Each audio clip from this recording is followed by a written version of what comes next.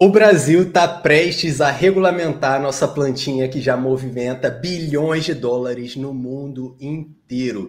E hoje nós vamos falar com ele, que é mestre. Ele é especialista em políticas públicas e cadeias produtivas da nossa planta tão especial. Galera, ele levou a Anvisa lá para os campos da Colômbia para aprender como foi regulamentado em outro país, questões fitossanitárias. Então, cara, estou muito animado de ter esse nome de peso aqui. Seja muito bem-vindo, Carlos Araújo. Tamo junto. Ô, Cadu, obrigado pelo convite, a honra é minha. Estou muito animado também, feliz de estar conversando contigo. Pô, também estou muito feliz, até porque estava até te falando, meu mestrado também vai para cadeias produtivas e eu quero muito aprender aqui com você também. Separei uma lista de questões para a gente falar bastante sobre isso. Mas conta para a gente como é que você foi parar nesse tema específico, né? Você, advogado de um outro nicho, como é que essa planta te absorveu para esse caminho, né? E que você falou, caraca, eu preciso estudar isso, o Brasil precisa disso. Minha relação com a planta, Cadu, tem, sei lá, mais de 30 anos, né? Na adolescência eu conheci a planta e usava socialmente, aliás, antissocialmente, né? Porque na década de 90 era muito mais difícil do que hoje, né? E a gente sabe que a sociedade tem evoluído em relação a essa questão, mas como adolescente, estudante ainda, eu costumo dizer que eu sou um dos sobreviventes a essa guerra, porque passei o que muita gente passa e consegui continuar, né? Felizmente, estamos aqui para contar essa história. Aí fiz faculdade, né? Eu estudei ali no Largo São Francisco, onde é um centro de resistência, de questões sociais, e sempre estive envolvido com a busca de uma solução para essa questão social, sempre trabalhando ali numa forma, não de ativismo, não digo de ativismo, mas buscando entender os caminhos que a gente podia regular esse mercado ou essa planta, essas substâncias. E em 2019, eu já estava trabalhando, já estava formado, já estava há algum tempo trabalhando com direito da saúde, e aí eu tive uma abertura no escritório onde eu trabalho até hoje, na César Pérez, que é uma sociedade de advogados voltada para tributário, empresarial, societário, uma coisa muito formal, né? Um escritório de família. E, felizmente, eu apresentei a questão, porque já há anos eu tinha esse desejo de trabalhar com esse tema, e foi muito bem aceito. Para minha surpresa, assim, não tive uma resistência inicial. O fundador do escritório falou, Carlos, eu achei muito legal esse projeto. Me explica uma coisa só, o que é cannabis? Bom, começar do nível 1 mesmo. Eu tenho certeza que ele sabia o que era, né? Mas ele falou, vamos ver até onde a vontade de fazer isso, né, motiva esse cidadão. E aí contei para ele, expliquei, olha, é a planta da onde vem o uso fumado, é a planta da onde vem a medicina, é a planta da onde vieram as cordas e velas de caravelas. É uma substância que acompanha uma planta e substâncias que acompanham a humanidade há muito tempo. E eu acredito que a gente pode contribuir nesse projeto. Então, recebido carta branca, né, eu já atuava antes apoiando pessoas gratuitamente, sempre fazendo pro bono. Já trabalhei sempre no direito da saúde, eu apoiei muita gente carente, assim, porque é uma forma que eu entendi que eu estou devolvendo para a sociedade um pouco do que me deu. Eu estudei em escola, em faculdade pública, né? Alguma coisa eu tenho que devolver para a sociedade construtivamente. Então buscava ações de saúde, antigamente, 2019, eu estou falando antigamente, né? Tem muita gente que está muito mais tempo nisso, mas foi a oportunidade que eu tive de trabalhar com isso. E a partir de 2019 eu comecei a enfocar mais os estudos na cadeia produtiva, porque justamente por causa do nosso perfil aqui, profissional do escritório, e eu pensei, bom, a gente tem uma expertise empresarial, tributário, societário, vamos unir isso ao expertise que eu já trago da planta, e pessoalmente eu tinha uma convicção, sempre tive uma convicção de que essa planta traz benefícios para quem a usa de determinadas formas, trazia para mim. Isso tem alguma coisa medicinal. E isso em 1990, que eu nem conhecia Michelin, não conhecia ainda o professor Carlini, não conhecia esses trabalhos. Mas quem faz o uso sabe os males, né, as dores que sente e aonde o potencial do benefício. Então, busquei muita informação. A partir de 2019, busquei as normas que já estavam aprovadas, Uruguai 2013, Holanda 76, né, que embora não tenha uma cadeia tão definida como no Uruguai, por exemplo, e aí depois Canadá, Estados Unidos, né, Colorado, aqueles estados inovadores, e finalmente me deparei com a legislação da Colômbia, que em 2015 para 2016 começou a regular, e eu já tinha alguns estudos de política pública, né, como eu estudei direito e tinha essa visão, eu sugeri que nós buscássemos um modelo que fosse comparável do nível social, do nível humano, do nível ambiental com o Brasil. Porque comparar a legislação do Canadá, pensar na regulação do Canadá para o Brasil, não se aplica, assim como não se aplica de Israel. Vamos buscar os modelos, vamos entender como funciona, mas a gente tem que buscar na prática como isso funciona na sociedade. E vi na Colômbia um paradigma importante para a gente. Então, a partir de 2020, começamos a buscar contato, estudar a legislação da Colômbia. Em 2022, como escritório, nós nos associamos à Socolcana, que é uma ex-fundação, é uma ex-associação de indústrias, porque acabou, e aí fomos buscando, fomos convidados para fóruns de associados. Em 2022, me pediram para indicar algumas pessoas do Brasil para participar desse fórum. Eu indiquei o João Paulo Perfeito, na época, que estava, ainda está como gerente da GGMESP, né, da Anvisa, uma pessoa super dedicada a esse processo de regulamentação do Brasil, e a partir daí as coisas foram se desenvolvendo, e hoje eu estou envolvido 100%, né? Fiz um mestrado, realizei um mestrado de políticas públicas lá na EMESCAN, que é uma faculdade de medicina, pela qual eu tenho muito carinho, porque é uma faculdade onde se ensina medicina dentro de um hospital, né, que é a Santa Casa de Misericórdia de Vitória, e com uma pegada social muito grande. Esse mestrado de políticas públicas e desenvolvimento local é muito voltado para realmente suprir as ferramentas, a sociedade de ferramentas para resolver o problema público. E nós temos um problema público relacionado à regulamentação da cannabis, evidente. E hoje, então, chegamos aqui e terminei o mestrado, apresentei a dissertação e agora estamos buscando outras alternativas aí de apoiar essa regulamentação, inclusive com essa conversa aqui que é bem importante. Essa conversa quero servir de megafone, né, para ver se a gente consegue passar um pouco do conhecimento que você tem e dessa experiência, das análises que você fez, do mestrado que você fez, para a galera, para ver se a gente consegue alcançar mais pessoas, né? Mas uma coisa que você falou, que eu fiquei bem curioso, foi sobre o modelo da cadeia produtiva da Colômbia, né, ou da regulamentação como um todo.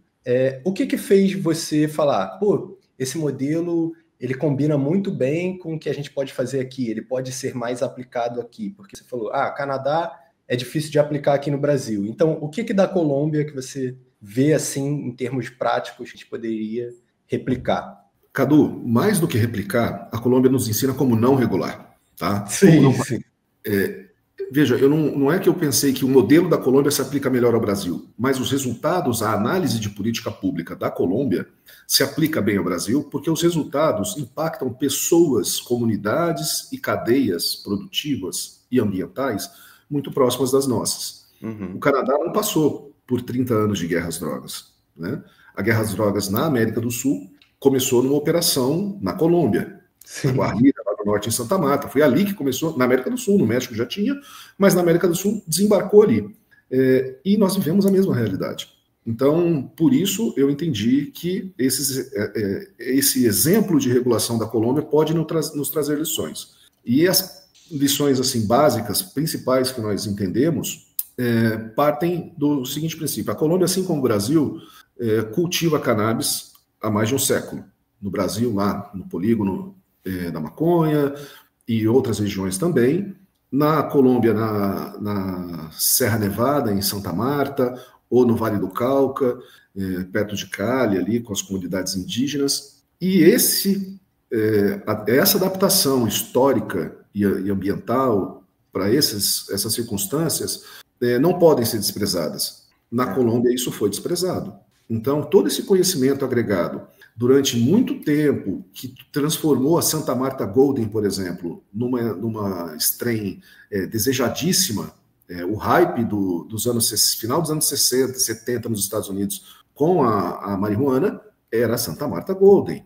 Né? Foi a grande novidade do mercado americano, e isso é registrado não só nos livros sobre a planta, mas nos livros de história, né? Até Eric Hobsbawm fala disso. E eu vejo que essa preservação do patrimônio genético e biológico deve ser observado. Na Colômbia, todas as empresas, todos aqueles que quiseram fazer um registro de sementes, foi criada uma figura da fonte semilheira, que é uma fonte sementeira onde todos podiam registrar as variedades que tivessem sob seu domínio, sem comprovar que eles realmente tinham uma história de desenvolvimento sobre aquilo. Então, hoje, diversas empresas na Colômbia têm a Santa Marta Golden. Aquelas que estão em Santa Marta, a 600 metros ali na Serra Nevada do nível do mar, como aquelas que estão em Bogotá, a 2.600. Obviamente, a Santa Marta não nasceu em Bogotá, não nasceu nos Andes, ela nasceu ali na Serra Nevada. Mas aquelas comunidades que desenvolveram essas genéticas ficaram de fora desse processo, porque não tiveram também mecanismos adequados para fazer o registro e a preservação desses cultivares. Esse é o primeiro ponto. O segundo ponto que nós podemos dar aula para a Colômbia é de acesso da população local à medicação. Hoje, na Colômbia, nós temos um decreto recém-lançado que vai permitir o uso de flor como produto terminado. Agora, pergunta quantos pacientes usam óleo, por exemplo, ou outras vias de administração de canabinoides na Colômbia? Pouquíssima gente. Então, nós temos daqui de um lado um grande mercado de pacientes, o que é valioso porque permite dados epidemiológicos capazes de embasar estudos clínicos. E hoje, o que nós precisamos é de estudos clínicos que comprovem segurança e eficácia, né? A forma que esses estudos clínicos são realizados é outra discussão. Pablo Zuleta, médico psiquiatra da Colômbia, pesquisador do CECED, né, da Universidade de Los Andes, sempre defendeu isso. A cannabis ela é uma planta cujos extratos são complexos, não são fitofármacos isolados. Portanto, e a eficácia do extrato complexo é muito mais evidente do que dos compostos isolados. Então, vamos entregar a essa planta uma forma de fazer estudo clínico que permita essa comprovação. Porque a indústria farmacêutica não quer saber isso, ela quer saber se a molécula A tem mais eficácia que a molécula B no tempo e se ela tem toxicidade para o organismo. Isso não se aplica na cannabis, porque a gente tem um conjunto, né, os canabinoides vão de mão dadas com outros diversos compostos entregando resultados terapêuticos muito melhores. Apesar disso, hoje o que nós temos de forma de comprovação de evidência científica, de eficácia e segurança, é o modelo farmacológico, né, imperativo aí que impera no mundo. Então, nós temos que desenvolver esses estudos para trazer esses resultados. Basicamente, esses dois choques assim, de realidade me chamaram muita atenção, mas ainda tem as outras questões que a gente vai conversando aqui. Sim, caraca, diversas questões mesmo. Agora, do ponto de vista da produção, que eu acho que a gente vai talvez entrar mais adiante ali, aí tem muita lição para a gente aprender e aplicar. Então, já vamos falar dessa produção, então. Bora.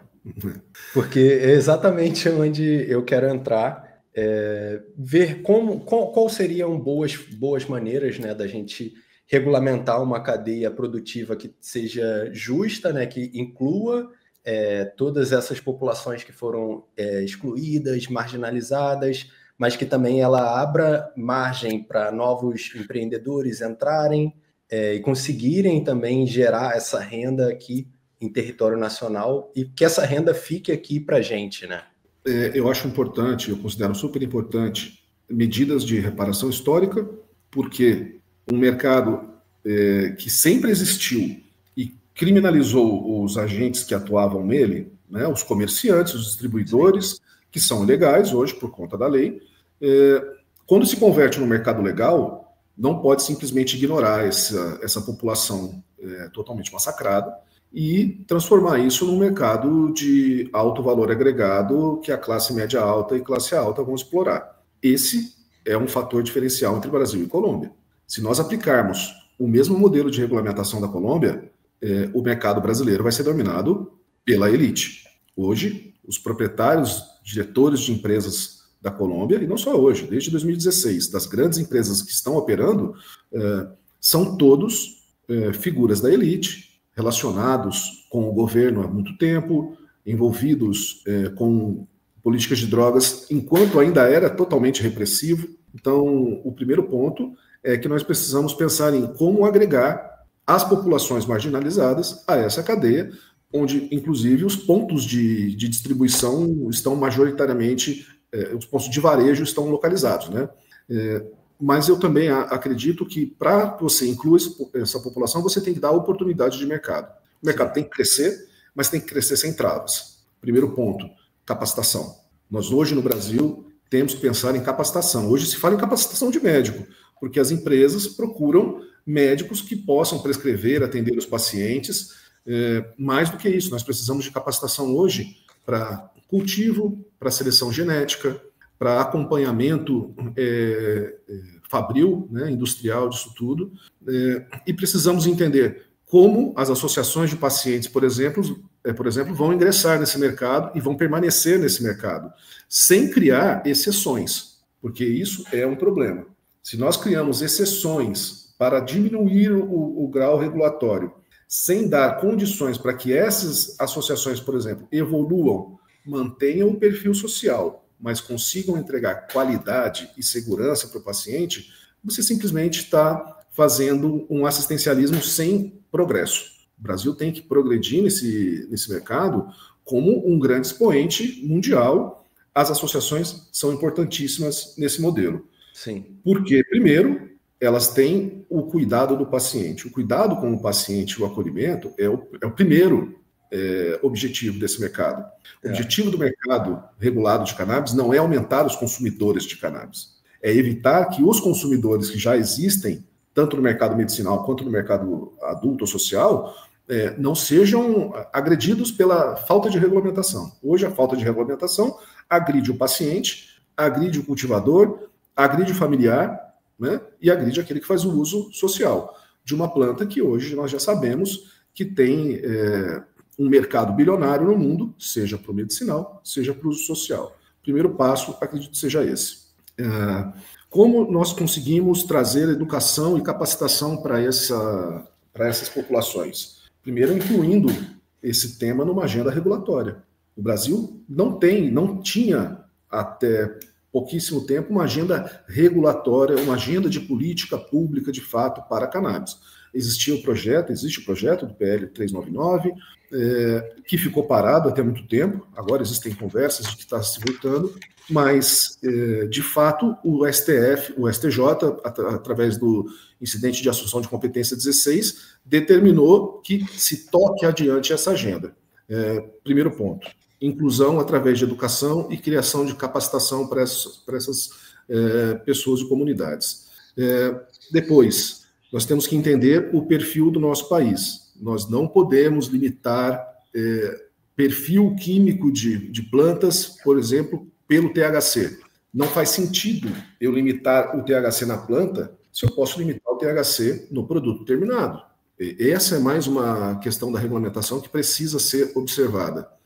Terceiro ponto, a regulamentação tem que ser integral, da genética até a avaliação dos resultados no paciente. Porque hoje a gente fala muito da semente ao paciente, só que a avaliação desses resultados pós-tratamento são muito importantes. Dados epidemiológicos são aqueles que nos fazem ter uma regulamentação segura. E, a partir daí, acho que a discussão é muito ampla, né? Mas para agregar, principalmente respondendo, finalizando essa resposta, para agregar essa população que hoje já atua nesse mercado e que, para não gerar uma concentração exagerada, nós precisamos abrir oportunidade de educação e capacitação profissional para esse mercado que vai expandir no Brasil. Caraca, e eu concordo com você, é um mercado que vai explodir, com certeza. E eu queria te fazer uma pergunta, que você falou do caso da Colômbia, né? No caso da Colômbia, na regulamentação, você vai ver as empresas que estão trabalhando, são sempre grandes nomes. E analisando levemente o caso da Tailândia, né, que liberou, abriram diversas lojas, agora eles estão voltando atrás, né, na regulamentação deles. Quando você ia analisar quais são as grandes lojas que estão produzindo e vendendo lá na Tailândia, eram, em grande maioria, empresas do exterior. Então, tinha lá greenhouse, empresas de países de primeiro mundo, não é a forma que eu gosto de falar, mas de países que têm uma moeda muito mais forte. E como é que a gente aqui no Brasil, a gente poderia meio que se proteger um pouco dessa dominação exterior para, por exemplo, a gente vamos regulamentar, vai vir empresas de grandes capitais e usar a gente de quintal aqui e depois acaba que torna difícil a competição nacional. Como é que você enxergaria esse ponto? Ô, Cadu, existem mercados diferentes. Um é o grande mercado farmacêutico do circuito de drogarias, que é um mercado inalcançável para o sistema de produção popular. Sim. Esse mercado funciona sob regras rígidas que não vão ser mudadas simplesmente porque nós queremos mais cannabis na farmácia. Tá? Sim. Então, isso aí é mercado farma tradicional. A cannabis é simplesmente um ativo para a produção de IFA para a entrega de medicamento na farmácia. Uhum. Isso é uma questão... E é importante, ele tem a função dele no mercado, tá? Por outro lado, a gente não tem que mudar o mundo inteiro para inserir a cannabis. A gente tem que inserir a cannabis e deixar que ela vá mudando o mundo também dentro do poder que ela tem. Porque esse é o poder dessa planta. Ela transforma a sociedade. Uhum. Nós não temos que brigar com a regulação da farmácia. Eu não tenho que transformar isso e também não tenho que falar o seguinte, a farmácia trabalha no grau farma e o que não é farmácia usa como quiser. A planta Sim. é livre, não tem problema? Tem sim. As substâncias da planta podem sim causar danos a populações vulneráveis. A jovens que fazem uso abusivo das substâncias, a portadores de doenças, a crianças, por exemplo. Nunca se ouviu falar, por exemplo, em morte decorrente de uso de cannabis. Uhum. Depois que inventaram as gomas, aconteceu. Porque gomas de 20%, 30% de concentração de THC que não ficam armazenadas corretamente e são ingeridas por criança, por bebê. Nós temos que adotar regras para que isso não aconteça, para proteger essa população que é vulnerável. Então, o primeiro ponto, e eu bato muito, eu não sou filiado a associações, eu não tenho um trabalho direto com associações, a não ser de apoio, mas as associações são pontos de dispensação de produtos para a população. Sim. Nós precisamos inserir nesse programa produtivo as associações. Hoje, a Farmácia Viva é uma oportunidade para isso. Né? Por que não se inseriu ainda? Porque a lei não permite. A lei não permite que cannabis seja um dos ativos dos produtos que estão na Farmácia Viva. Então, a gente tem que começar essa mudança de regulamentação por aí. Para evitar essa concentração excessiva de mercado. Porque se deixar simplesmente no modo farmácia, cada vez mais a legislação, através do lobby, vai ser manipulada para fechar esse mercado. Acredito que manter o cultivo um passo atrás, o autocultivo precisa ser legalizado e não é regulamentado. Aí a Colômbia traz um bom exemplo para a gente. Em 1994, a Suprema Corte da Colômbia tomou uma decisão, e aí tem um histórico longo, tá, que eu não vou traçar aqui, mas por que essa Suprema Corte conseguiu tomar essa decisão a partir de uma nova Constituição na década de 90, conseguiu trazer direitos sociais para dentro da Colômbia, e um dos principais foi o direito ao autocultivo, com base em um princípio que vem lá do término da Segunda Guerra, que é o direito ao desenvolvimento da personalidade. Então, eu tenho um direito ao livre desenvolvimento da minha personalidade. Uhum. E se eu faço uso de uma substância que não provoca, fora da minha esfera pessoal, dano a ninguém, a nenhum bem jurídico, ela não pode ser proibida. E aí, desde 1994, na verdade, desde 1986, Lei 30 de 86, já separou o autocultivo da questão penal ou criminal. Porque eles criaram uma figura seguinte, a plantação. O que é plantação? É aquilo que tem mais de 20 pés de cannabis. E isso tem interesse jurídico para a sociedade. Penal, civil, administrativo. Abaixo disso, até 20 plantas é autocultivo. E não existe tutela estatal sobre isso. Inclusive, você pode compartilhar com o seu amigo, com o seu parente, com uma pessoa que necessite, sem que isso seja criminalizado. A Suprema Corte da Colômbia já disse, pode compartilhar que isso não é crime. Então, se o paciente que tem a possibilidade de fazer o autocultivo tem acesso à própria medicina, você já tira esse cara também do circuito da grande farma, que é aquele circuito que nós sabemos que vai trazer uma padronização de produtos, né? E o autocultivo permite que você tenha, além de um produto especialmente desenvolvido por você, para você, traz ainda outros benefícios, como psicológicos, como ambientais, como sociais, né? Cultivar uma planta traz tantos benefícios psicológicos para uma pessoa quanto farmacológicos, às vezes mais psicológicos do que farmacológicos. Sim. Então, esse é um ponto sobre o qual eu não abro mão. O autocultivo precisa ser legalizado no Brasil. As associações precisam ser utilizadas como ponto de acesso às farmácias vivas e principalmente de acolhimento de pacientes, e a pesquisa científica precisa ser regulamentada sem travas. Recentemente teve uma nota técnica assinada por dezenas de universidades que dizia exatamente isso para a Anvisa, e justamente por isso me disseram que justamente por isso a regulação não saiu agora em setembro. Estava pronto para sair uma regulação dizendo, na parte da pesquisa, que futuramente vai se regular. E isso não faz sentido, né? Então, das fontes que me informaram, assim, pessoas envolvidas nesse processo, que, de fato, em março, nós vamos ter uma regulamentação pronta, inclusive para pesquisa. E a pesquisa científica é um dos pilares desse mercado. Sem pesquisa científica, a gente não avança, a gente fica na mão, simplesmente, de CBD e THC padronizado, como foi na indústria farmacêutica tradicional. Então, assim, são muitas questões, mas eu acho que por aí dá para começar. E sobre esse caso da pesquisa, as pessoas que estão de fora do nicho de pesquisa, elas não entendem do quão difícil é você pesquisar de cannabis dentro da faculdade. Porque você vai falar disso, eu estou vivendo isso, você vai falar disso com o orientador, o cara já não gosta mais de você, já não quer que tenha pesquisa de cannabis no nome dele, não pode colocar cannabis no título, não pode escrever maconha em lugar nenhum, de qualquer forma. E a gente estava tentando fazer uma pesquisa, eu e meu orientador atual, né, que é mais mente aberta, a gente estava tentando fazer uma pesquisa de formulário com cultivadores que possuem autorização. Cara, a gente tentou umas 3, 4 vezes no comitê de ética e a gente não consegue fazer um formulário. Imagina fazer pesquisa mexendo de fato com a planta ou com os fármacos, com os compostos. Cara, é muito complexo. Muito complexo. Então, com certeza, a gente tem que melhorar um pouco para destravar, né, e deixar a pesquisa fluir. Mas um outro ponto que você falou que eu achei bem interessante foi sobre isso da regulamentação, né?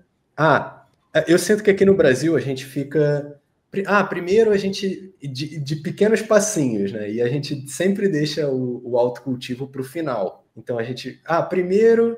vamos regulamentar a grande produção de óleos da farmácia, que era o que eles iam tentar nessa regulamentação de agora, com umas regras muito bizarras, tipo a do THC, por exemplo, que não faz sentido nenhum. Porque, teve a colheita lá, passou do THC, basta diluir, extrair, diluir, transformar em outro produto, ao invés de tacar fogo tudo e destruir tudo, né? Então, eu sinto que a gente não tem uma regulamentação por inteira. A gente não pensa logo no longo prazo. A gente faz pequenas etapas separadas. E se você tivesse que você fala hoje, como está esse estado da regulamentação atualmente, hoje em dia, do nosso setor? Como você enxerga que ele está evoluindo? Quais são os principais atores? O que a gente pode esperar desses 180 dias depois, né, que a gente está no aguardo para saber como é que vai ser essa regulamentação aqui? Cara, o STJ é um ator muito importante desse... né, o Poder Judiciário é um ator muito importante. Política pública não é feita só pelo governo, né, ou só pelo quem está no executivo. Isso é política governamental. Política pública é feita por um feixe de instituições que cooperam para levar essa agenda adiante. O judiciário no Brasil tem sido muito importante, seja na questão da concessão de habeas corpus para pacientes que necessitam do cultivo, seja depois na descriminalização da dose pessoal de 40 gramas por pessoa, né, mediante certos critérios, seja agora no IAC 16, determinando a expedição de norma. Então, o judiciário tem sido muito importante. Só que a gente não pode... E também lá atrás, em 2015, quando determinou a Anvisa a criação de uma norma que permitisse a importação de produtos de cannabis. O Poder Judiciário no Brasil, apesar do criticado ativismo, né, sem esse ativismo nós não teríamos avançado como avançamos. Da mesma forma como aconteceu na Colômbia desde 94, quando se descriminalizou de fato a dose pessoal, o uso, a porte da dose pessoal. Acredito que poderia ter ido adiante já descriminalizando o autocultivo, mas não se passou. Além do judiciário, a Anvisa, eu estou falando de instituições, tá? Primeiro, instituições. Do plano institucional, a Anvisa tem um papel muito relevante e por mais que a gente se bata e queira criticar a Anvisa, né, a Anvisa hoje é a vitrine para tomar pedrada de todo lado. A Anvisa tem uma atividade vinculada. Os servidores que estão ali hoje, e passaram inclusive por um período de militarismo recente, o ex-presidente da Anvisa era um militar indicado, né, anteriormente, estão dedicados a levar adiante esse processo de regulamentação. O problema é que eles têm uma atividade vinculada. Hoje, no Brasil, nós estamos sujeitos à Convenção Internacional de Drogas, a Convenção da ONU de 1961 e demais. Elas foram firmadas pelo Brasil e foram internalizadas por decreto que tem força de lei. Portanto, um órgão público não tem como tomar medidas sem que a lei o permita. Sim. A Lei de Drogas, artigo 2º, parágrafo único, diz que a União poderá regulamentar para o uso medicinal ou científico. Você precisa de base legal para isso, então a Anvisa tem feito esse trabalho. A Anvisa buscou conversas com entidades do mundo inteiro, teve visitas, experiências do mundo inteiro e tem servidores realmente muito dedicados a esse processo de regulamentação. O que falta realmente é a caneta de quem está acima, né? Falta realmente autorização normativa para que isso avance. A decisão do STJ supriu a falta de decisão normativa superior e determinou que aconteça. O Ministério da Agricultura está super envolvido nesse processo atualmente, né, e já estava há muito tempo, viu? Existem projetos dentro do Ministério da Agricultura e da Embrapa bem antigos, buscando realizar pesquisa com cannabis. Então, do ponto de vista institucional, hoje, a Anvisa, a Embrapa, especialmente, e o MAPA, são os atores institucionais principais aí nesse cenário de regulamentação. Fora isso, as universidades. E eu tenho, de novo, que dar mérito às associações. Muitas universidades hoje que realizam pesquisa científica o fazem com base em decisão judicial favorável a associações, tá? Para não ser injusto aqui, não vou ficar citando uma a uma, vou dar um exemplo. Lá em Goiás, por exemplo, eles têm pesquisa científica há 5 anos e com ressalva, com resguardo de uma decisão concedida a uma associação.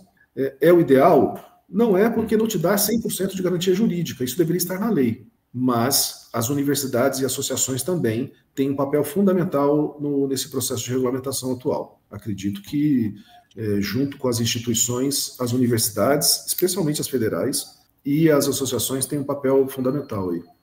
Vão criando uma certa pressão ali, né, pública também, né? E permitem que o estudo aconteça. Você falou, né, novamente.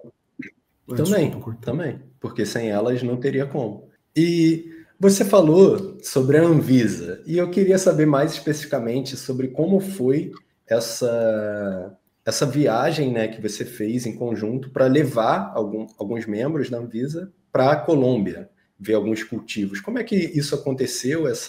Como rolou, no geral, e o que vocês aprenderam lá? Eu, na verdade, ajudei a organizar e acompanhei.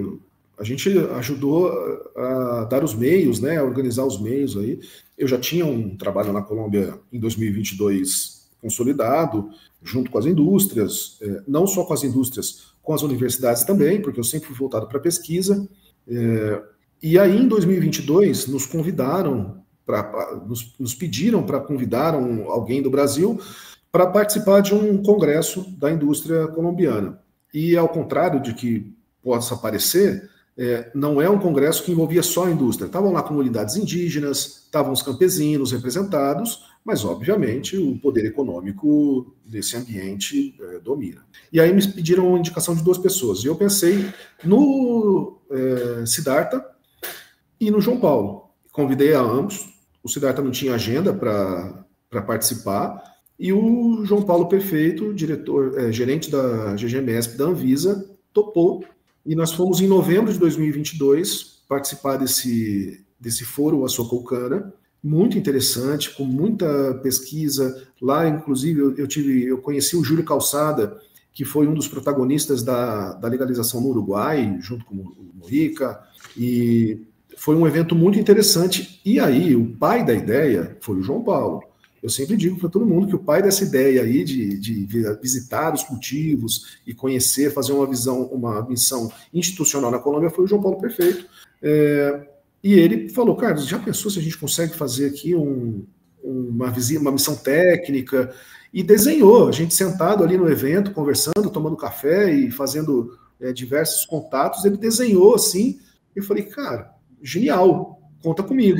E aí eu pedi ajuda para o Observatório Colombiano da Indústria de Cannabis, o OSIC, e na época era capitaneado pela Mônica Rodios e pelo Jaime Arteaga, que são pessoas ligadas à pesquisa e desenvolvimento social na Colômbia, e eles fizeram um papel brilhante também, e nós organizamos em 9 meses, desde novembro até julho, uma agenda que envolveu as instituições colombianas relacionadas à política de drogas, as academias, né, principalmente a Universidade de Los Andes, professor Pablo Zuleta, as indústrias. Em julho de 2023, aconteceu essa visita, foram 3 técnicos da Anvisa que foram para a Colômbia, e lá nós percorremos cerca de 7 ou 8 indústrias e uma dezena de órgãos públicos. Algumas reuniões foram simplesmente limitadas às instituições governamentais. Não participei, por exemplo, de conversas entre a Anvisa e o Fundo Nacional de Estupefacientes. Algumas sim eram abertas, né, nós tivemos esse acesso, mas algumas foram restritas, porque eram temas de autoridades. Mas essa visita teve, assim, grandes insights. Eu me lembro que um deles, muito assim, importante, foi a gente conversando, né, o pessoal da Anvisa conversando, o pessoal das indústrias, e assim, a percepção de que, pô, tá vendo, não precisa cercar a indústria inteira com um muro gigante, colocar gente armada do lado de fora, se limitar o acesso às áreas de alto THC. Olha, aqui são plantas psicoativas, que, né, lá na Colômbia o psicoativo é a partir de 1%. Só que as plantas têm 20, 25, mais teor de THC. Controla o acesso a essa molécula, porque é uma molécula de controle especial, e aí não cabe a mim discutir. Existe um controle especial sobre a substância. Isso diminui muito, porque uma coisa é você construir uma fábrica na Inglaterra, onde você tem um nível de violência e controle social totalmente diferente do Brasil. Senão, dentro do Brasil, a gente ia cultivar cannabis como? Só dentro de presídio, né? Era mais fácil cultivar dentro do presídio, porque é o lugar, né, de tanta segurança que se exigia. E essa percepção de que, bom, não precisa trazer um controle tão rigoroso para toda a fábrica, mas traz um controle de acesso e de inventário para essas plantas que contenham THC. E dentre esses, outros exemplos, né? A pesquisa científica lá está muito avançada, a questão da veterinária chamou muita atenção nessa visita. Então foram cerca de 7 dias percorrendo diversos cultivos, diversas plantas de extração e conversando com muitas entidades governamentais para entender como é que aquela regulamentação podia ilustrar um pouco daquilo que a gente pode fazer no Brasil. Foi uma visita bem, bem bacana. E está para acontecer outra agora, a Anvisa vai voltar na Colômbia, nesse mês agora de novembro, inclusive, tem uma organização empresarial que está levando também, a Embrapa, o MAPA. Então, essa troca, esse intercâmbio institucional foi bem importante, e acredito que tem bastante coisa aí que está acontecendo que é decorrente, é fruto um pouco daquilo lá. Pô, que top, cara. Eu fico feliz que você ajudou nessa organização. Gosto de saber, né, que essas instituições elas estão trabalhando vigorosamente para fazer essa cadeia produtiva ser regulamentada e de fato acontecer, né? Porque se protelar, vai protelando, a gente só fica aqui com os danos, continua com guerra às drogas, atrasa capital, atrasa saúde. Então, pô, ver isso acontecendo é muito animador, né? É muito animador. Fico feliz. Carlos, conta um pouco agora do seu projeto da Fitocan para gente. Esse é talvez o meu maior desafio atual, assim, profissionalmente e pessoalmente, né? Uhum. A Fitocan é uma empresa de pesquisa que nasceu de uma união de pessoas abnegadas, assim, sabe? Gente que realmente está trabalhando porque acredita que a pesquisa científica no Brasil faz sentido para a cannabis. Então, eu sou um dos sócios, estou como administrador da empresa, e a Fitocan firmou uma parceria, é uma empresa criada em 2023, firmou uma parceria público-privada com a Universidade Federal do Mato Grosso, com o intermédio da Fundação Unicelva. Por que Mato Grosso? Porque nós acreditamos que o calor, a baixa umidade e a vocação à agricultura que tem o estado do Mato Grosso pode ajudar muito a desenvolver esse mercado no Brasil, e porque lá, na Universidade Federal do Mato Grosso, se mostraram muito abertos ao desenvolvimento científico do tema. Nos foi cedida uma área de 7.800 metros dentro do campus da universidade, uma área maravilhosa, para a instalação do Centro de Estudos e Inovação em Farmacognosia do Mato Grosso, que é o estudo de plantas medicinais. Ou seja, o foco da Fitocan não é só na cannabis, é no desenvolvimento de ativos farmacêuticos a partir de plantas medicinais, com ênfase na cannabis atualmente, né? E lá está sendo desenvolvido um centro de pesquisa com uma estrutura espetacular, assim, que você acompanha, né? Fico muito feliz de contar, inclusive, com a sua participação técnica aí, e a tua experiência nesse projeto. E é uma equipe multidisciplinar, então é tocado lá está vinculado esse projeto ao Departamento de Química, que o diretor é o professor Evandro, e o chefe do laboratório de análises químicas lá é o professor Leonardo, que são duas pessoas, assim, não só eles, tem um grupo de pesquisadores envolvido, hoje tem 4 professores doutores envolvidos nesse projeto de pesquisa, que, assim, e tem um foco realmente, assim, em geração de processos de extração limpo, pesquisa de novas moléculas, desenvolvimento e descoberta de novos canabinoides e aplicações medicinais. Esse projeto está sendo desenvolvido lá com muito carinho. A gente está numa fase agora de construção do centro de pesquisas, e a ideia é que o SAFETY, que é o Centro de Estudos e Inovação em Farmacognosia, se torne um polo atrativo de pesquisadores. Então, se tiver difícil de fazer pesquisa científica com cannabis em outros lugares, a gente convida, viu? Fica o convite para participarem ali, estar com a gente. Tem uma vinculação tanto com a universidade, tanto com a faculdade de Química, quanto com a faculdade de Medicina, e a gente tem uma equipe, assim, tipo, eu me sinto, assim, privilegiado de estar trabalhando com esses colegas que nós juntamos lá, que tem o Sneijder Ibarra, né, que é de termos industriais, um engenheiro industrial, que é um cara. O Sneijder faz certificação internacional, GACP e GMP de indústrias de cannabis no mundo inteiro. Então, assim, como deve ser feito... Já estão pensando muito além. Não, o cara tem... porque se é para fazer a pesquisa, que seja feita com base naquilo que a ciência e a ciência regulatória exigem. Deu uma travadinha aí, mas eu acho que você me ouviu, né? Sim, tô vendo. Foi só as câmeras. Então, assim, tem o Sneijder, o Vinícius Carrasco, que esteve aqui contigo, né? Uhum. É o agrônomo que está tocando esse projeto junto com a gente. Então, tem uma equipe de pesquisadores, o professor Leonardo, a professora Cláudia, o professor Evandro e professor Eduardo, de professores, assim, incríveis. Alunos já estão envolvidos também nesse projeto. Então, assim, acredito que realmente, dentro do projeto da Fitocan, que inicialmente é ter um banco de germoplasma de variedades adaptáveis e preparadas para o Brasil, aqui a gente nesse projeto a gente não está saindo fazendo aquele catado de semente pelo mundo inteiro e vamos... Não, já existe um projeto de potencial, de análise de potencial prévio, que foi a primeira etapa, que o professor Leonardo conduziu, para entender quais são as variedades que podem se adaptar ao clima de Mato Grosso, para aproveitar aquela incidência solar que em Mato Grosso é maior do que na Colômbia. Porque a Colômbia diz, né, nós temos 12 horas de luz aqui. Mato Grosso também tem, amigo. Tem 13 horas de luz às vezes. Luz é o que não falta em Cuiabá.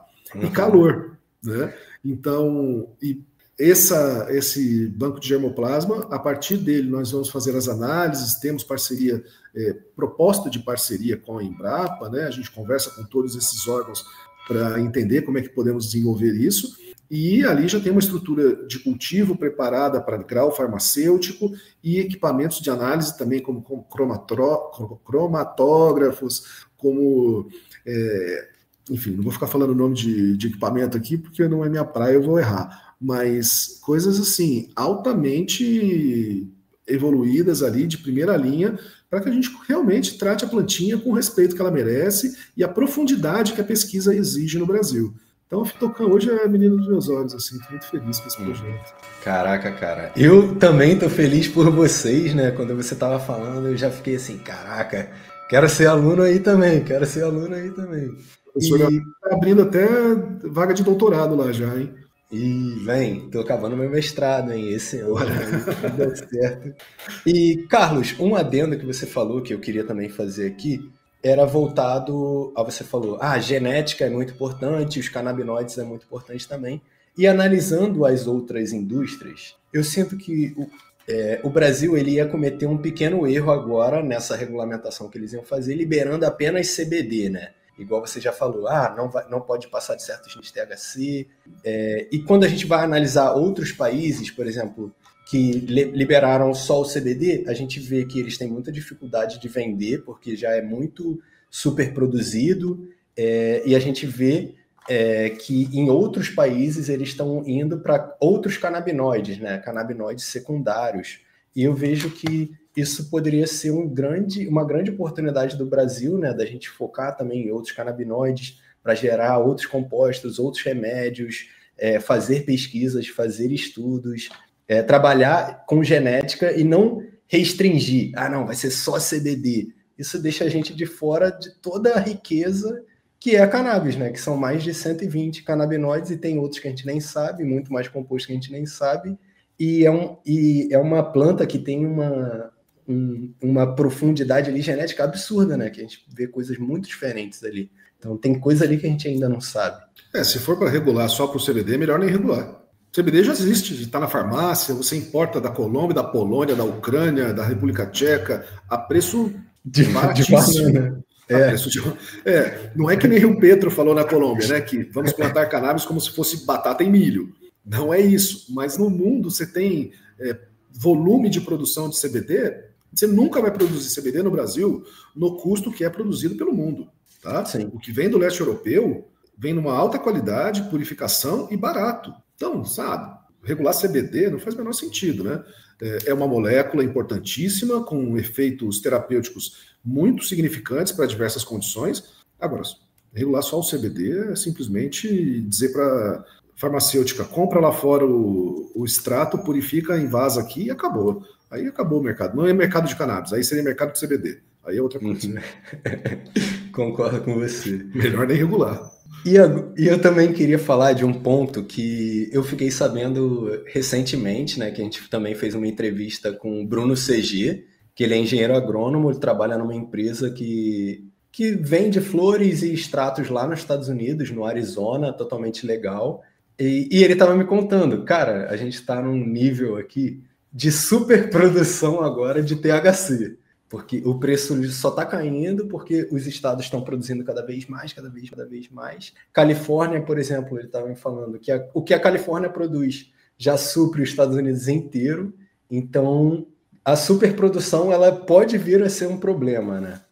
Como você enxerga essa superprodução e como a gente pode evitar esse tipo de coisa acontecendo aqui também, né? De produzir mais do que a gente consome? Cadu, nos Estados Unidos, fica difícil a gente comparar o Brasil com os Estados Unidos, porque, primeiro ali, cada qual tem a sua regra, né? Cada estado faz de um jeito, a Califórnia passa por um problema estrutural por causa disso, não só a Califórnia, todos os estados hoje, o produtor legal não consegue concorrer com o preço do mercado ilegal. E a produção é descontrolada. No sistema internacional de controle de substâncias, e vamos falar de substância para não falar droga, né? Porque é um termo muito impróprio, mas diz SPA, substâncias psicoativas, né?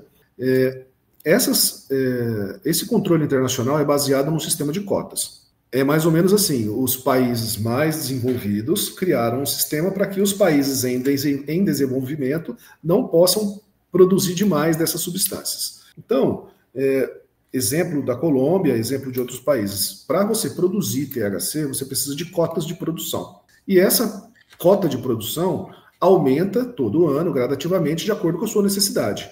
Então, acredito que se você estabelecer um sistema de cotas para produção e aproveitamento, porque não adianta também você ficar produzindo flor de teor acima de THC e não ter um mercado para você distribuir. Daqui a pouco você faz que nem os Estados Unidos, deixa guardadinho virando CBN e fica produzindo estudo científico falando que CBN é a grande novidade do mercado, né?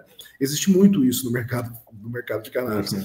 Olha, estudo diz que o CBN agora é a nova molécula do momento, porque os Estados Unidos está cheio de THC velho lá, de planta velha, que converteu, oxidou e pronto, agora preciso vender CBN. Vão ser razoáveis, né? Nem superprodução, nem subprodução. Vamos estabelecer um volume de cotas, essas cotas vão sendo gradativamente adaptadas à realidade e a experiência vai dizer como fazer. O ciclo de política pública se fecha com a avaliação. Sem a avaliação não é executar a política pública. No final desse ciclo você tem que avaliar. E a partir daí você vai entender. Eu tive uma conversa recentemente com uma pessoa do Uruguai, e ele estava dizendo, nós não sabemos ainda, o governo acabou de licitar mais produção de flor no Uruguai, porque vai abrir o turismo também, então, quanto nós precisamos de flor? Não se sabe, eles ainda estão 2013, hein? 12 anos atrás. Caraca. Estão avaliando a demanda de produção no Uruguai.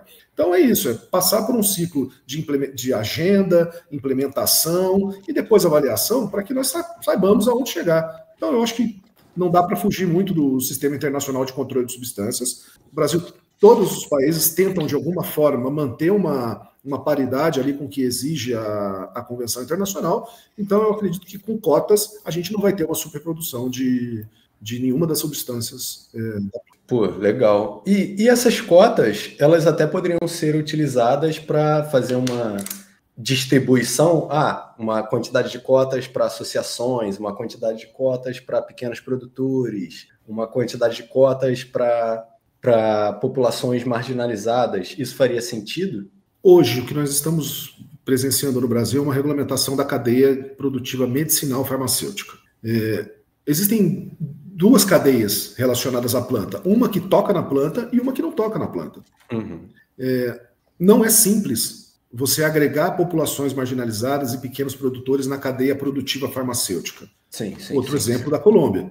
As empresas grandes que têm licenças e produzem têm a obrigação de comprar pelo menos 10% da sua matéria-prima de pequenos e medianos cultivadores. Quantos pequenos e medianos cultivadores vendem de fato para essas empresas? Quase nenhum, porque eles não conseguem atingir os padrões mínimos da indústria farmacêutica. Então, mais do que pensar eu acho que faz mais sentido, diminuir o padrão farma para incluir determinadas parcelas da população, abrir essa cadeia produtiva para outras atividades que não tocam a produção da planta. Você não precisa que todo mundo produza a planta. Não, o cidadão tem o direito de produzir. Por isso que eu quero que legalize o autocultivo. E autocultivo não precisa nem de licença. Na Argentina tem isso, né? E não deu certo. Na Argentina colocaram um programa no Reprocan que você precisaria ter um registro para fazer o autocultivo e ninguém está fazendo autocultivo através desse sistema. Pouquíssimas pessoas. Autocultivo é um direito do cidadão e não precisa ser regulamentado. Ele produz a planta no interior do seu domicílio, sem afetar nenhuma pessoa, nem bem jurídico nenhum. Então, esse já é o primeiro passo. E a partir daí, eventos culturais relacionados à planta, acessórios, eventos educativos, nós precisamos entender que essa população dificilmente vai entrar nesse momento no processo farmacêutico. Quando você pensar em regulamentação de uso social da planta, uso adulto, aí dos nomes, eu só não gosto de uso recreativo, porque é um termo muito impreciso, né? Mas quando for regulamentar isso, aí fica mais fácil. Aí fica mais fácil de pensar nessas comunidades, criando clubes e associações de cultivo, é por aí. E não na generalização das cotas, eu acredito. As cotas são outorgadas internacionalmente pela GIF, que é a Junta de Fiscalização de Entorpecentes, vão ser distribuídas pela Anvisa, elas já são, porque os exportadores internacionais que querem enviar produto de cannabis para o Brasil têm que obter cotas para enviar. É um problema, por exemplo. Tem empresa na Colômbia que está com a produção pronta, está no chão do estoque, esperando cota para poder mandar para os compradores da 327 no Brasil. Isso aí é recorrente. Então, acredito que, mais do que facilitar a regra farmacêutica, é abrir oportunidade de cadeias fora do sistema de produção. Quer plantar? Autocultivo. Caraca, gostei. Fez muito sentido na minha cabeça. E concordo com também, eu acho que é por aí. Concordo também com seus pontos. Não tem como você abaixar o grau farmacêutico ou de boas maneiras de produção. Aí é tiro no pé. Sim. E pensando aqui, então, agora, a Anvisa e a AGU, né, Advocacia Geral da União, pediram mais 180 dias de prazo para o STJ para pensarem numa boa regulamentação. O que a gente pode esperar? Que leituras que você está fazendo, que você acha que vem por aí? A galera está muito ouriçada, né, com esse tema, todo mundo aguardando o que será. Será que a gente espera coisa boa? Será que espera coisa ruim? Vai ser só CBD? O que está passando na sua mente? Ô, Cadu, essa pergunta aí vale $1 milhão, você sabe. Sim, sim. Se eu tivesse de fato essa resposta, nossa, seria uma beleza. O que eu tenho visto, o que eu tenho escutado e eu vou colocar um pouco de esperança aí também na minha resposta. Por favor. Do grau... Vai estar vindo uma revisão da RDC 327.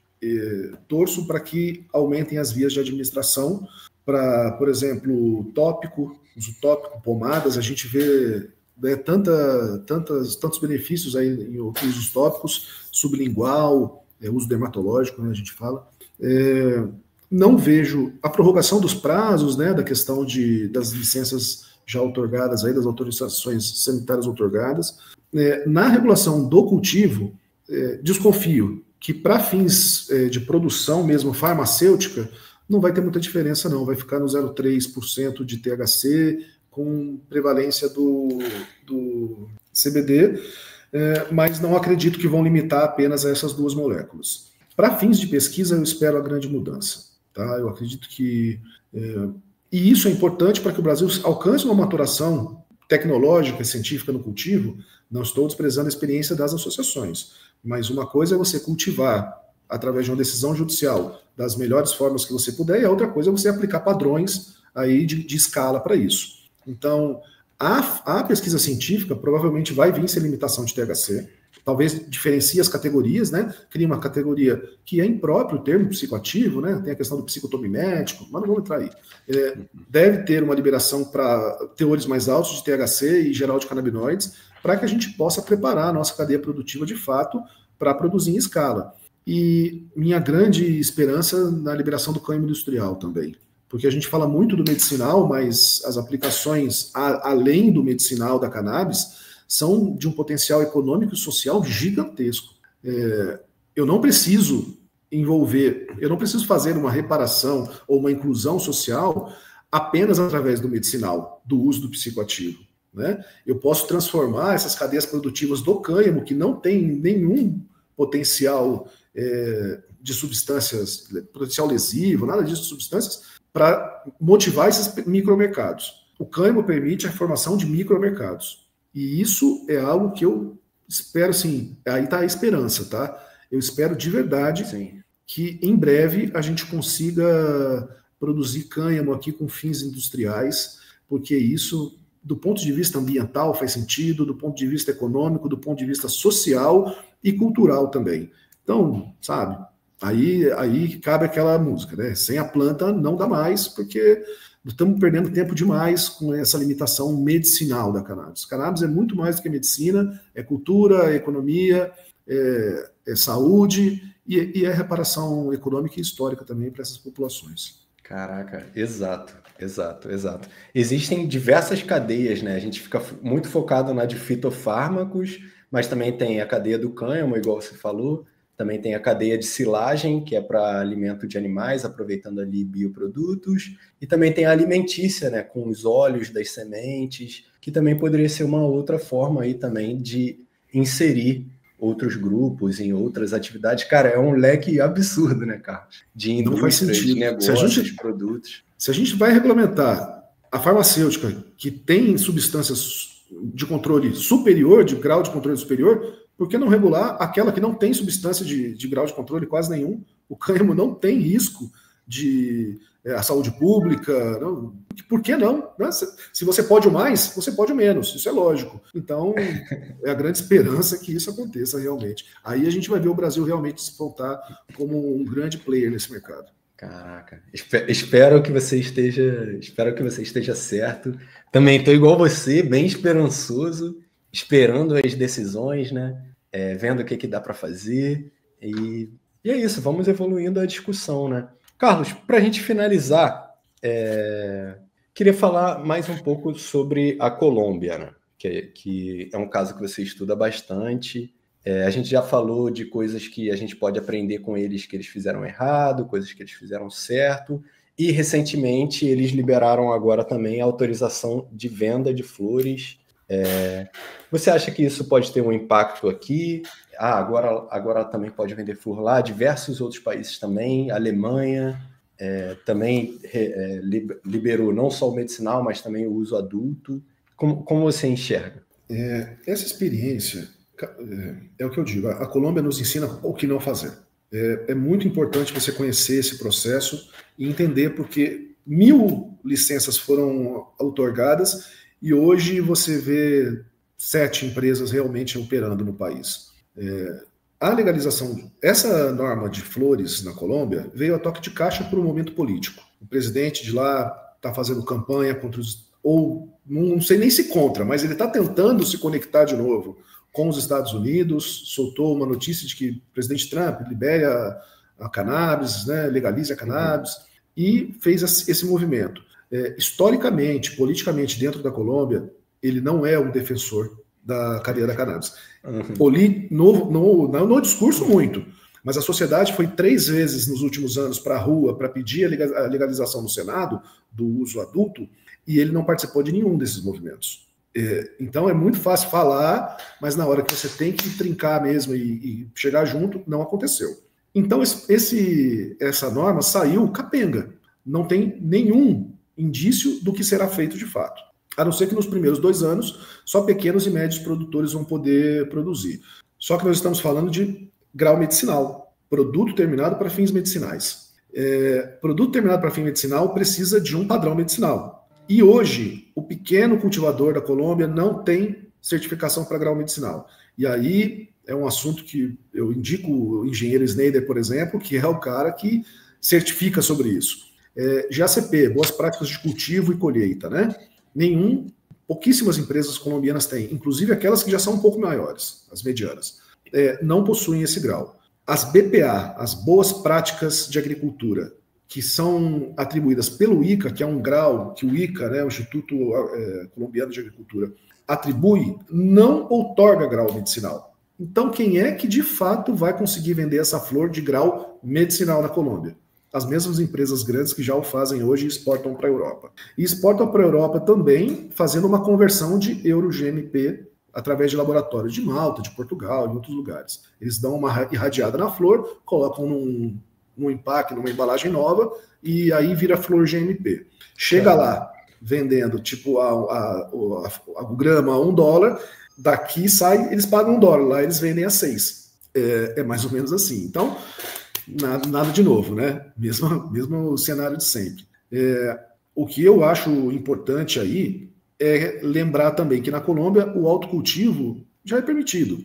Então diga para mim, quem é que vai buscar na farmácia uma flor que vai ter um custo caro, porque você não pode produzir sem grau medicinal, quando no país o autocultivo é legalizado. Então, de impacto na saúde pública, eu vejo muito pouco, de fato. Isso é muito mais um recado ao mercado, né? E a Colômbia é muito boa de contar história.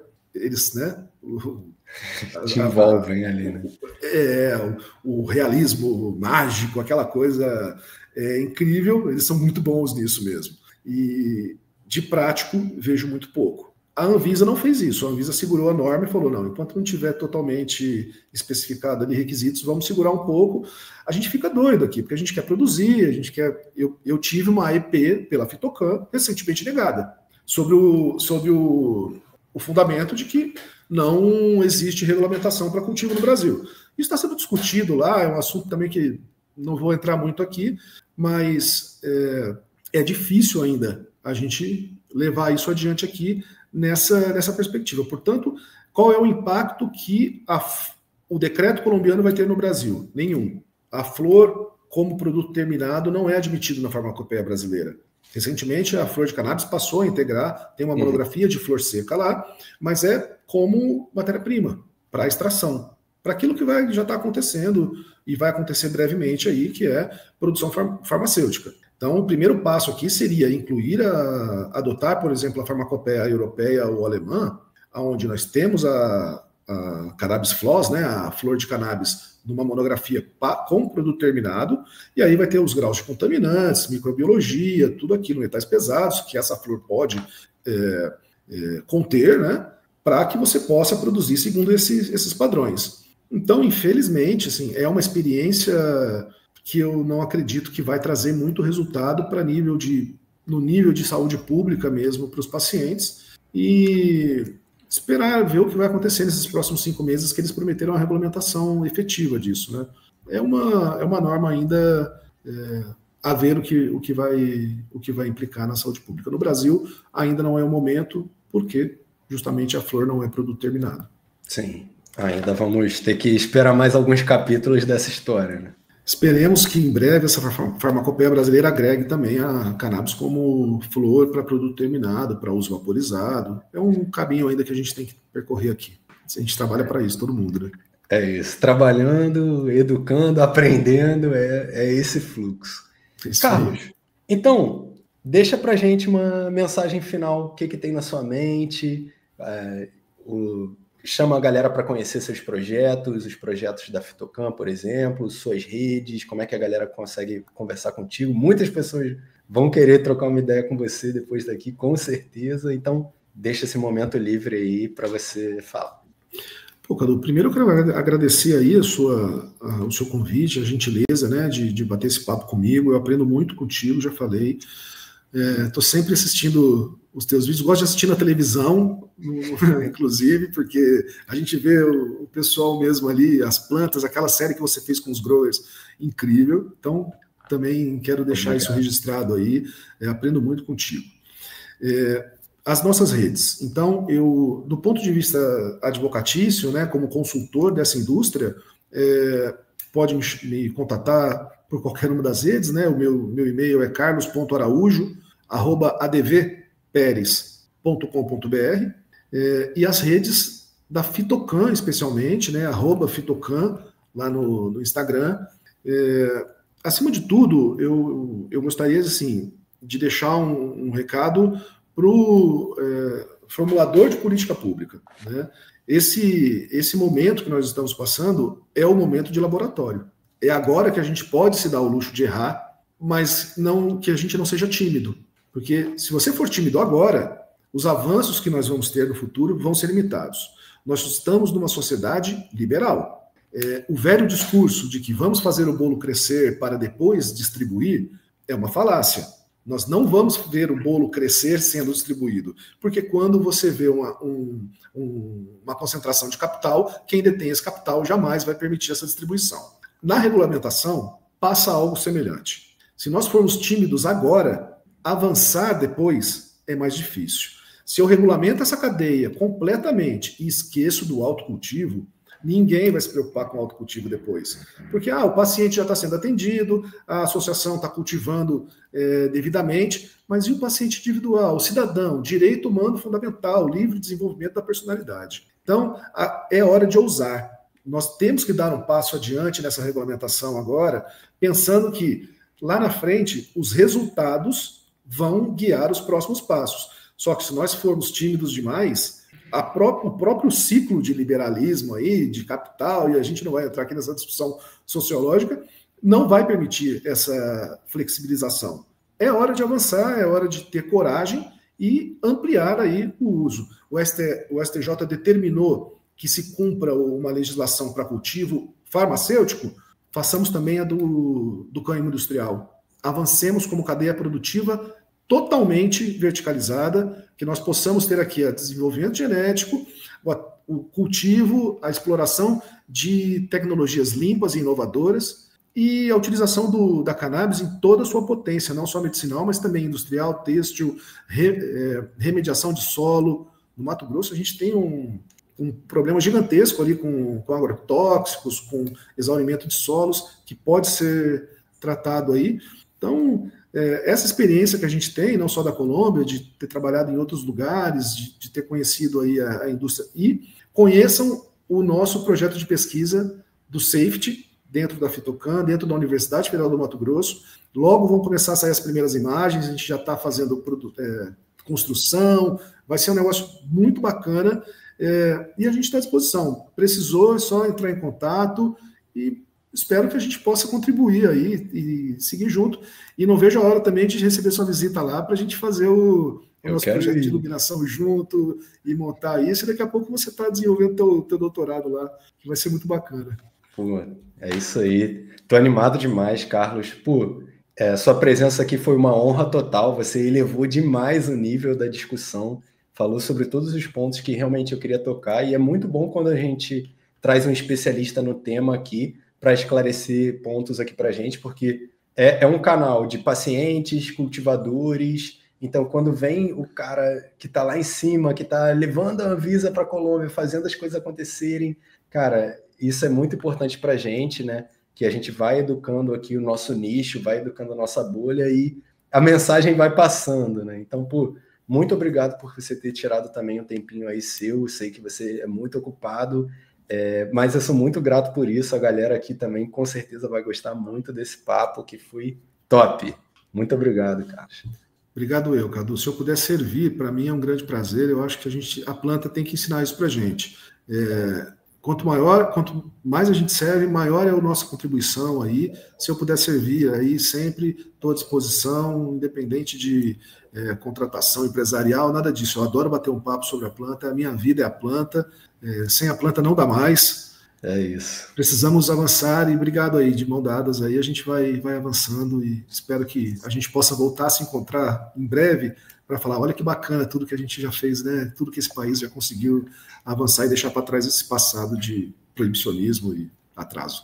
É isso, cara. Pô, vai ser muito bom. Eu tenho muitas boas esperanças.